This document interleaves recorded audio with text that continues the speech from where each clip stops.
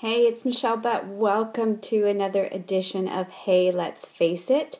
Today I wanted to give you a little example of face reading with one of my favorite people. Well, characters. I am the hugest Scandal fan. I love Olivia Pope, played by Kerry Washington.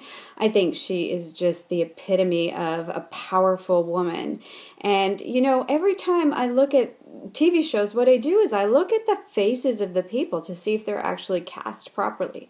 And when you think of the character of Olivia Pope and what she stands for, if you're a Scandal fan, and you look at Kerry Washington's face, it makes you think, wow, this really was cast really well.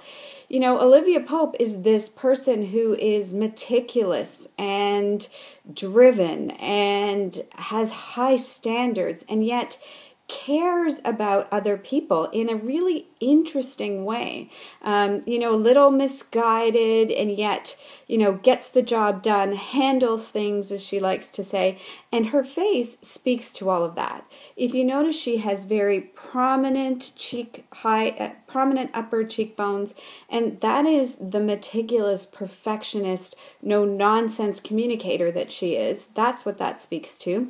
Her really chiseled jawline and strong chin speaks to her drive and her tenacity. And her lips speak to someone who really, they're full and yet a little fuller than the rest of her face, which speaks to her, desire to nurture and take care of things and people and handle things. And yet this misguided way that happens sometimes, and due to her own inept nurturing, based on her parents, her mother is a terrorist and her father is the leader of this, assassin kind of government head. So her role models for nurturing and taking care of things in others were so out of whack that it kind of shows up in her mouth. And the Kerry Washington, I don't know about her life and what those things mean to her, and how, and it could mean different things, but for the character they fit. And for Kerry Washington, the desire to nurture can be strong, but the motivation can be different. So what's interesting there is the beautiful casting and the incredible parallels of her face matching the personality of this character, which is really good.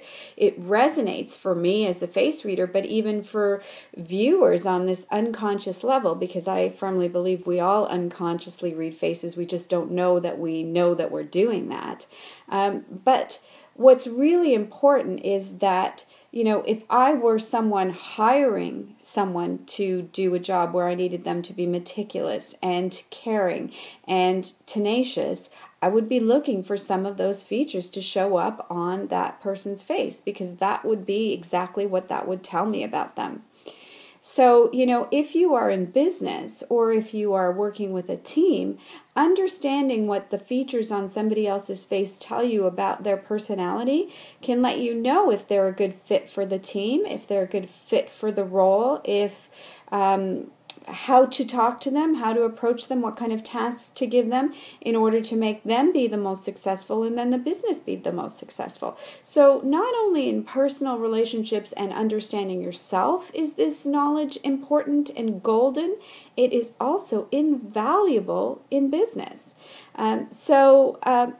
That's just a tidbit just based on my favorite show. So think about how this could apply to you in your life in real life. And there'll be more of these coming on some of my favorite people as the weeks progress. So for now, enjoy your week and stay tuned for more face tips. Have a wonderful week. I'm Michelle Butt, and remember, we're always here at Face Value to help you understand the beautiful story that every face tells.